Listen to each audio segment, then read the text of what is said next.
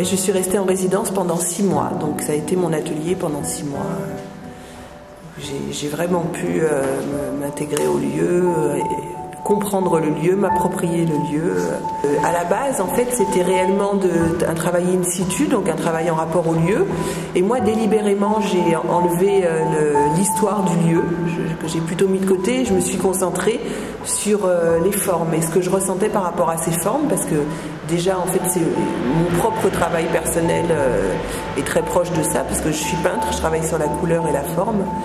Donc d'abord je me suis un petit peu laissée emporter par le lieu.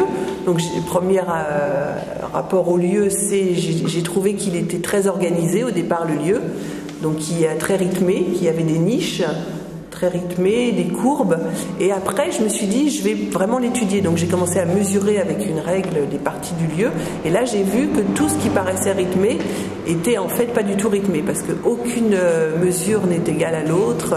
Tout est différent. Et suite à ça, donc j'ai pris des fragments avec des papiers, comme des patrons quand on fait des vêtements en fait.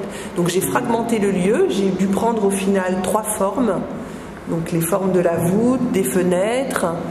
Et de ces 3 formes, je les ai intégrées à mes peintures. Donc je les ai posées dans une toile, décidé de les peindre par l'extérieur ou par l'intérieur, les multiplier, les plier. Donc en fait, c'est un vocabulaire très restreint, et autour de ce vocabulaire, il y a eu toutes les possibilités. Donc j'ai suivi mes envies dans ce lieu. C'était vraiment... j'ai suivi mon instinct. J'ai fait pareil pour les couleurs.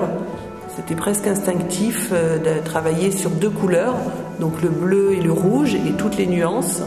J'ai eu un accompagnement très intéressant, autant avec votre association qu'avec les écoles. J'ai travaillé avec le Grand Ménil aussi.